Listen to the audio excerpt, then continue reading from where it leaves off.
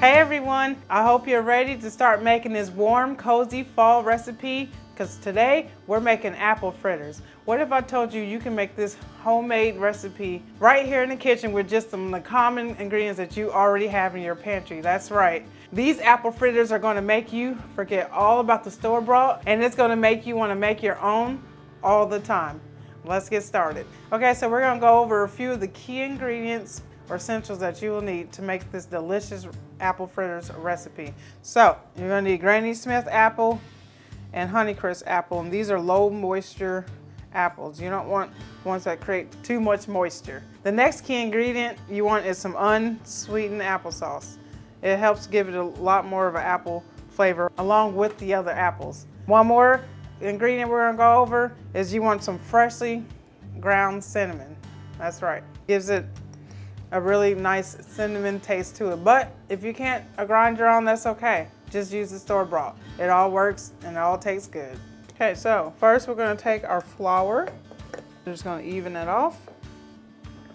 Next we're going to add our granulated sugar. So what's a drink that you guys like to have with your apple fritters in the morning time? Is it coffee? Do you like apple cider, apple juice? What's your favorite fall drink to have with apple fritters? Comment down below and let us know because we like apple cider with ours. Go ahead and add some salt, baking powder, freshly ground cinnamon, but store-bought is okay. Let's go ahead and give this a good mix in. Set this aside. Now you're going to take your melted butter. We're going to pour in some whole milk. We're going to put the milk in there. We're going to go ahead and put an egg in here. Vanilla extract. And we're just going to give this a nice whisk. Next we're going to add in some applesauce. And just give this a good mix in as well. Next we're going to go ahead and rinse your apples, and we're just going to peel, core, and dice. We're just going to cut it, and we're just going to core them as well. And just dice them up.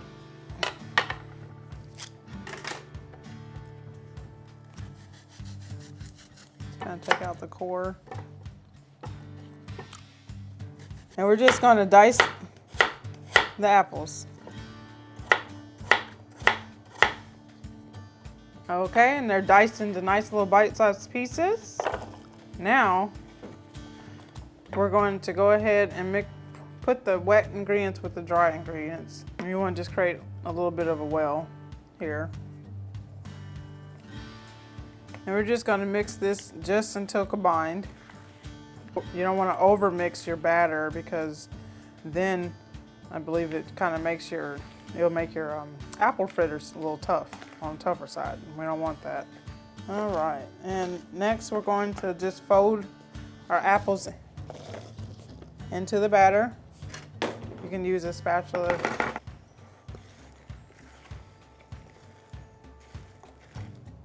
Just gonna fold them, and you're just gonna fold them into the batter. All right. Now, we're going to let this sit for a good 5 to 10 minutes, so that way you give the baking powder time to activate. And we're going to go ahead and make our glaze real quick for our apple fritters. So we're going to take 1 cup of powdered sugar, and you're just going to put it through a sifter or a fine mesh strainer, so that way you can get the clumps out, so it can be nice and smooth. You see how that has all that in it? So you want your powdered sugar to be smooth when making a glaze. You don't want to have all those lumps and clumps in it. We're going to take 2 tablespoons of milk and a ½ teaspoon of vanilla extract.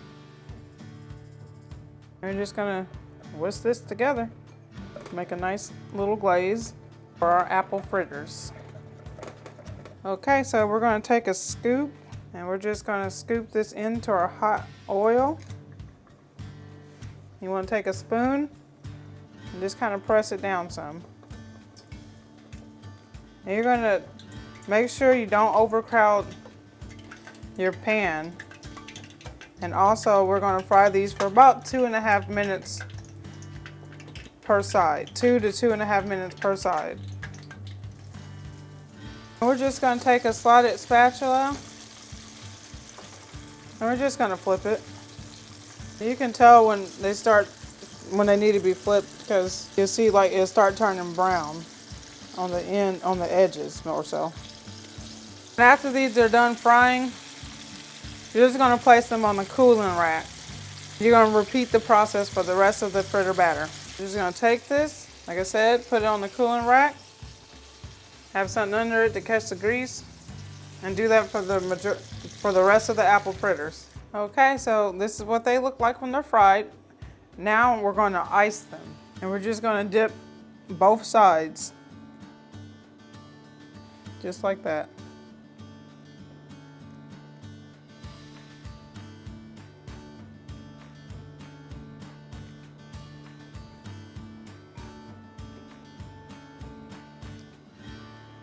We're just going to put that back on the cooling rack. All right, so we only dipped our apple fritters once. Now if you want, you can make more glaze and you can dip yours twice. But we think it's fine with just once, but that's your preference and what you would like to do. And here are the apple fritters. Look at that. Don't they look amazing? I'm gonna go ahead and try it, take a bite. Oh yeah, that's really good. The glaze goes really good with the seasoning, the cinnamon taste, and just, yeah, your family's gonna love this. All right, and if this video was at all helpful to you, go ahead and give us a thumbs up, press that like button. Also, comment down below, are you gonna try this recipe? And make sure you check out our latest video uploads. And wait, before you go, we would like to share some scripture with you, coming from John chapter 3, verse 16 through 18. And it says, "For God loved the world in this way. He gave his one and only Son, so that everyone who believes in him will not perish, but have eternal life.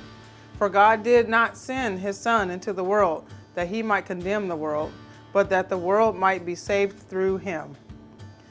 Anyone who believes in him is not condemned, but anyone who does not believe is already condemned, because he has not believed in the name of the one and only Son of God." And we just want you to know that Jesus loves you and that he doesn't want anyone to perish, but to have eternal life through him. So please accept Jesus into your hearts today. Have a blessed week.